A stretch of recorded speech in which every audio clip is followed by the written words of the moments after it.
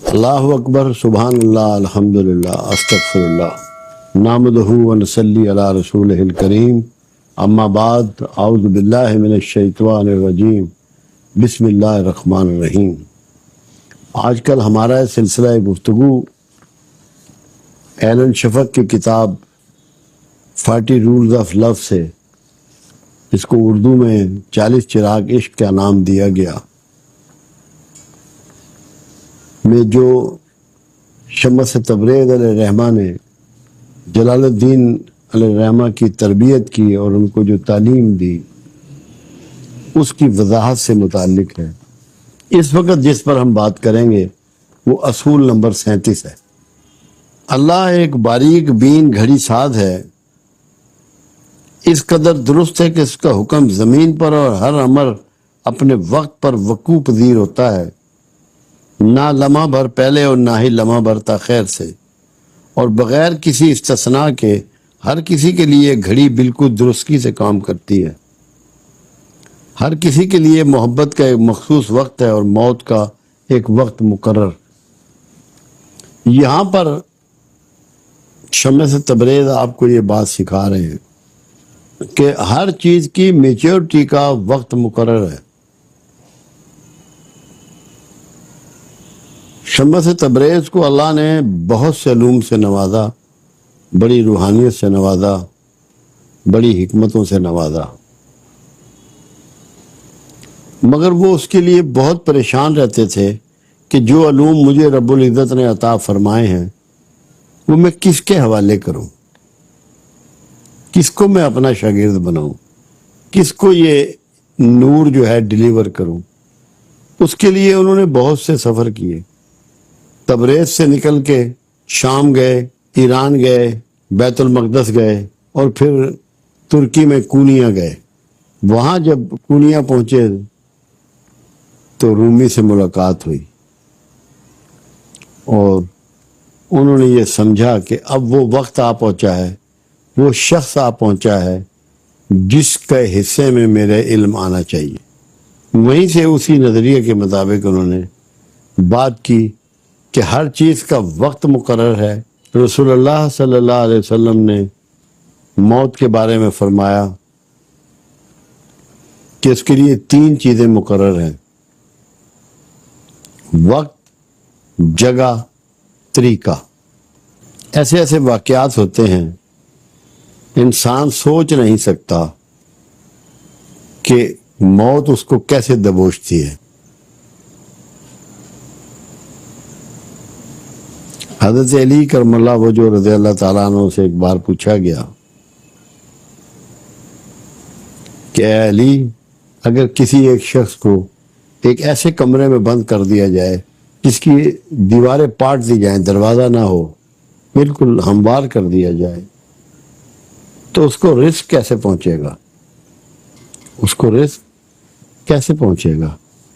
تو مولا علی نے جواب دیا، جیسے موت پہنچے گی۔ جو موت کو پہنچانے کا بندوبست کرتا ہے اور رکھتا ہے، وہی رزق کے پہنچانے کا بندوبست رکھتا ہے۔ موت کے لیے اللہ نے وقت مقرر کیا ہے، نہ ایک گھڑی آگے ہو سکتی ہے، نہ ایک گھڑی پہلے ہو سکتی ہے۔ ایک شخص بیٹھا ہے مسجد نبوی میں، دروازے کے بالکل قریب چھوٹی سی مسجد ہوتی تھی، آپ باہر تشریف لا رہے تھے تو وہ اونچی اونچی آواز میں دعائیں کر رہا تھا، یا اللہ میرے رزق اور عمر میں اضافہ فرما۔ تو آپ اس کے پیچھے کھڑے ہو گئے، آپ نے کہا، وہ بدبخت اللہ سے وہ مانگتا ہے جو اس نے پہلے ہی مقرر کیا ہوا ہے، تو اللہ سے مغفرت طلب کر۔ رزق اور موت پہلے سے مقرر شدہ چیزیں۔ ہماری سب سے زیادہ بے چینی دونوں کاموں میں کہ رزق کو بڑھا لیں اور زندگی کا وقت بڑھا لیں۔ دونوں چیزیں بڑھنے والی نہیں ہیں۔ اگر یہ بڑھنے والی ہوتی اور مقرر نہ ہوتی تو بڑے بڑے سیٹھ جو کہ بالکل انگوٹھا چھاپ ہوتے ہیں، ان پڑھ ہوتے ہیں، ان کے ملازم اپنے اپنے سبجیکٹ کے پی ایچ ڈی نہ ہوتے. بڑے بڑے ان پڑھ سیٹھوں کے اعلیٰ ترین تعلیم یافتہ لوگ ملازم ہوتے ہیں. اس نے رزق کو نہ کسی عبادت سے جوڑا، نہ کسی محنت سے جوڑا، نہ کسی ہنر سے جوڑا، جس کو اللہ قرآن میں واضح کرتا ہے جس کو چاہوں کشادگی والا رزق دوں، جس کو چاہوں ناپ تول کے دوں، جسے چاہوں امیر کروں، جسے چاہوں غریب کروں، کیونکہ اس کے ہاں چیزیں مقرر ہیں. کچھ چیزوں میں تبدیلی ہوتی ہے 2 طریقوں سے، معافی مانگ کر اور صدقہ کر کے. کیونکہ اللہ کے رسول صلی اللہ علیہ وسلم کا فرمان مبارک موجود ہے کہ صدقہ بلاؤں کو ٹال دیتا ہے، کیونکہ اللہ اس کو قبول کرتا ہے. ورنہ ہر چیز، موت کا وقت مقرر ہے، جتنی مرضی آپ دعائیں کر لیں وہ نہیں ٹلتی، نہ کسی کی اس سے پہلے ٹلی ہے. اگر یہ بات سمجھ میں آ جائے، اور یہ کیوں سمجھایا جا رہا ہے؟ آپ کو بے خوف کرنے کے لیے. جب آپ کو یہ پتا ہے کہ مجھے بہرحال جانا ہے اور میں رک نہیں سکتا، تو پھر آپ زندگی کو اچھے طریقے سے گزاریں گے، ذلتوں اور پریشانیوں سے، پشیمانیوں سے بچیں گے، محبتیں حاصل کریں گے، عزت حاصل کریں گے، اطمینان حاصل کریں گے. کیونکہ آپ کو یہ پتا ہے کہ میں نے کسی وقت بھی چلا جانا ہے. جو چیزیں مقرر شدہ ہیں ان سے خوف زدہ مت. خوف زدہ تم اس چیز سے ہو جس کی ریمیڈی کر سکتے ہو. 2 چیزوں کا علاج اللہ نے آسمان سے زمین پر نہیں اتارا، ایک موت کا اور ایک بڑھاپے کا. تو تم ان دونوں سے بچنے کے اسباب مت کرو، کیونکہ یہ تمہاری ساری کوششیں جو ہیں رائے گاہ جائیں گی. موت بھی آ کر رہے گی، بڑھاپا بھی آ کے رہے گا. تو جو مقرر چیزیں ہیں انہیں تسلیم کر لو. جب انہیں تم پہلے سے مان لو گے، تسلیم کر لو گے، وویلا ختم ہو جائے گا، ایجیٹیشن ختم ہو جائے گا، شور ختم ہو جائے گا، ناشکری ختم ہو جائے گی. اصول یہ ہے کہ اللہ کے مقرر کردہ چیزوں کو اس کے عین مطابق تسلیم کر لو.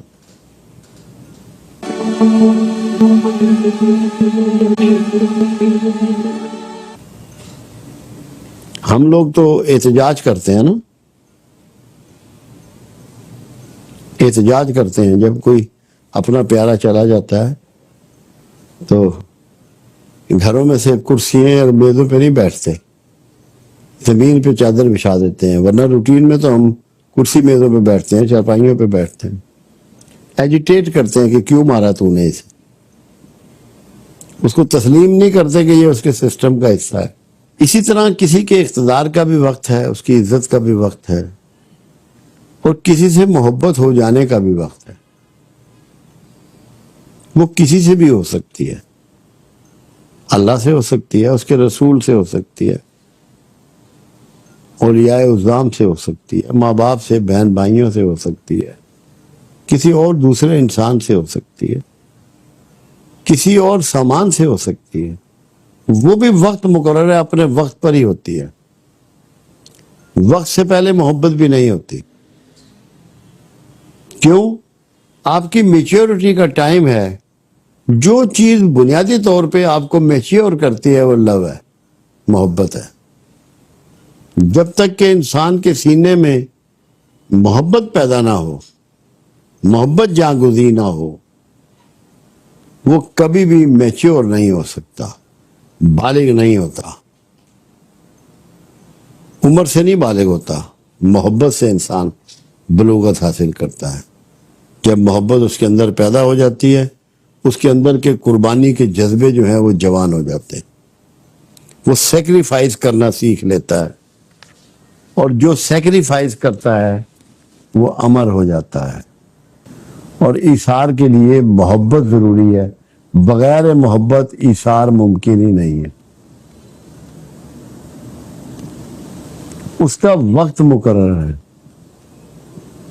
بے شمار تاریخ میں ایسی مثالیں موجود ہیں کہ لوگوں نے اپنی جانیں قربان کی ہیں. آپ دیکھیں کہ رسول اللہ صلی اللہ علیہ وسلم پر احد میں کتنے جانثار تھے اور کس طرح تیروں کی بارش تھی اور کیسے اپنے سینوں پہ تیروں کو روک رہے تھے. وہ محبت ان کے اندر پیدا ہو گئی تھی اور اس کی میچورٹی کے لمحے آ پہنچے تھے. اگر محبت آپ کے اندر پیدا ہو جائے، موت پھر آپ کا کچھ نہیں بگاڑتی. آپ امر ہو جاتے ہیں. اب کتنے لوگ ہیں جو بظاہر مر چکے ہیں مگر ان کے مزاروں پہ دیے جل رہے ہیں، چراغاں ہو رہا ہے، کھانے پک رہے ہیں، اللہ رسول کا نام لیا جا رہا ہے، خدمت کے کام ہو رہے ہیں. تو کیا وہ مر گئے؟ وہ یقیناً امر ہو گئے ہیں، مرے نہیں. کیوں؟ کہ ان کے اندر محبت پیدا ہو چکی تھی. اور جو محبت ان کے اندر پیدا ہوئی وہ تھی تو اللہ کی، مگر اس کا اظہار لوگوں پر ہوا، مخلوق پر ہوا، جس کی صدیوں بعد بھی آج مخلوق اس کا معاوضہ اس کو پے کر رہی ہے. آپ کے شہر لاہور میں بہت بڑی جگہ ہے داتا گنج بخش کا مزار، علی بن عثمان اجمیری علیہ رحمہ کا. میرے خیال میں کم سے کم 50,000 وزٹر تو ڈیلی کا ہو گئی، شاید زیادہ بھی ہو. تو حکومت کہتی ہے انہیں جاؤ، پولیس کہتی ہے ڈرا کے وہاں حاضری دو، کوئی اور ادارہ کہتا ہے، اندر کہتا ہے، دل کہتا ہے. اس کے اندر ان کی محبت پیدا ہوتی ہے. کیوں؟ انہوں نے لوگوں کو محبت دی. اور محبت کا یہ اصول ہے کہ جب اصلی محبت دو گے تو زمانہ تمہیں اس کی واپس لوٹائے گا. آج زمانہ ان کی اس محبت کو، اس چاہت کو جو انہوں انسانوں کو دی واپس لوٹا رہا ہے، پلٹا رہا ہے. تو انہوں نے موت کو پچھاڑ دیا. محبت وہ چیز ہے جو موت کو پچھاڑ دیتی ہے. موت ہر چیز کو فراموش کر دیتی ہے. سب چیزیں بھول جاتے ہیں، چہرے یاد نہیں رہتے، باتیں یاد نہیں رہتی. اگر اس میں غالب ہو محبت تو وہ سارا کچھ یاد رہتا ہے، جو کچھ گزرا ہوا ہوتا ہے. صدیوں بیت جاتی ہیں، 950 سال ہو گئے ہیں بابا جی کو، داتا گنج بخش کو.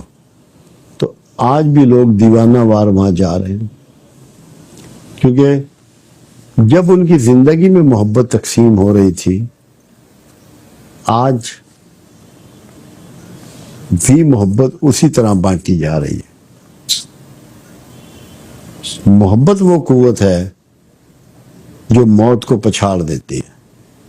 اور یہاں اس اصول نمبر 37 میں جہاں وہ وقت کی پابندی کی بات کر رہے ہیں، اللہ کی ٹائم مینجمنٹ کی بات کر رہے ہیں. اللہ کا پورا کائنات کا نظام، انسانوں کی پیدائش، جانوروں کی پیدائش، ان کے انڈے دینے کا ٹائم، ان کے بچے دینے کا ٹائم، موسموں کے بدل جانے کا وقت، سورج کے نکلنے کا وقت، سارا کچھ طے ہے.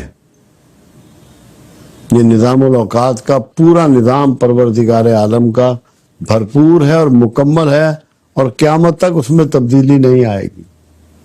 آپ لوگ سارے سال کے کیلنڈر بنا لیتے ہیں نمازوں کے اوقات کے ساتھ، سورج کے نکلنے کے ساتھ،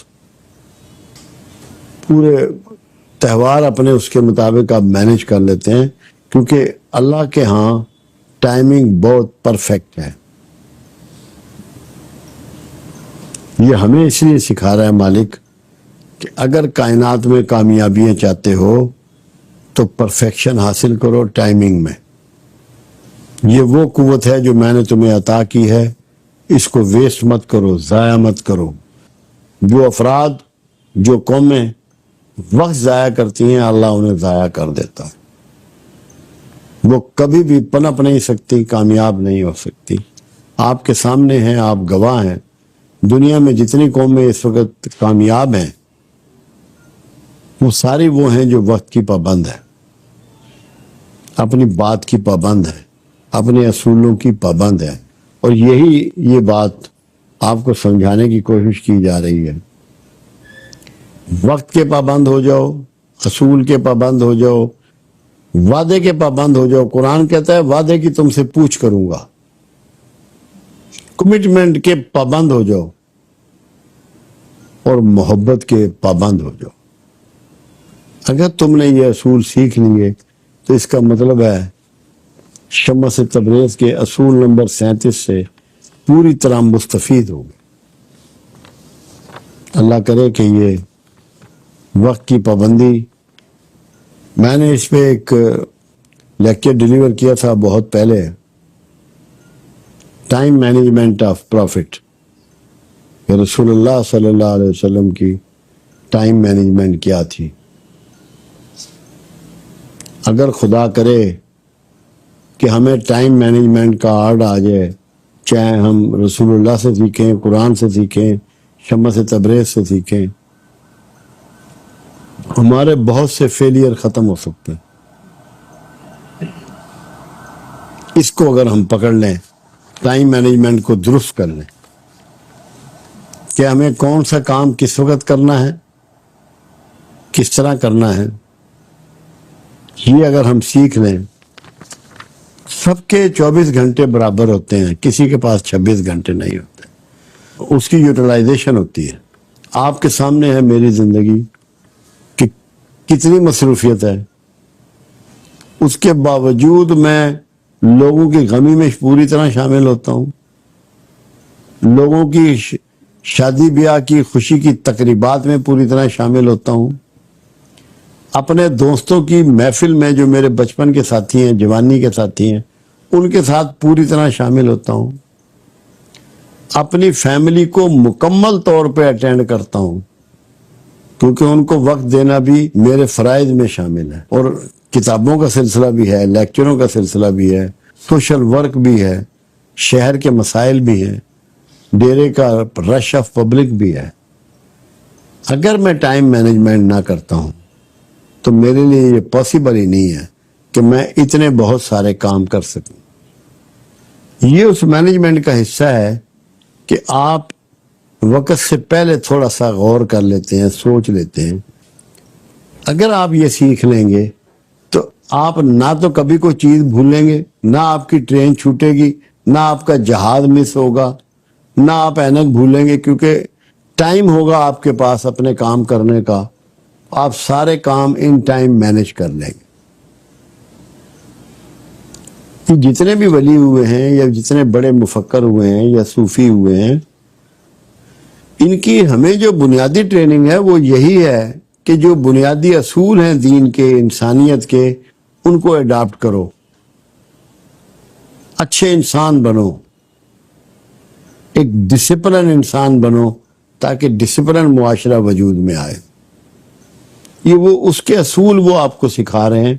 وہ بتا رہے ہیں کہ وقت کی پابندی جب اللہ کرتا ہے تو آپ کیوں نہیں کرتے، جب رسول کرتا ہے تو آپ کیوں نہیں کرتے، جب ولی کرتا ہے تو آپ کیوں نہیں کرتے، جب مفکر کرتا ہے تو آپ کیوں نہیں کرتے. وقت کی پابندی کہ اللہ نے ہر چیز کے لیے وقت مقرر کر رکھا. اب سائنس اتنی آگے بڑھ گئی، وہ کہتی ہے فلاں جگہ اتنے انچ بارش ہوگی، اس وقت ہوگی، تو وہ دیکھ لیتے ہیں کہ اللہ نے یہ پہلے ہی مقرر کر رکھا ہے. اللہ نے اپنے سسٹم میں مین کمپیوٹر پٹ کر دیا ہے، جس کو لوح محفوظ کہتے ہیں. مین کمپیوٹر ہے پروردگار عالم کا، اور اس سے وہ ساری چیزیں مینج کر رہا ہے اور چلا رہا ہے.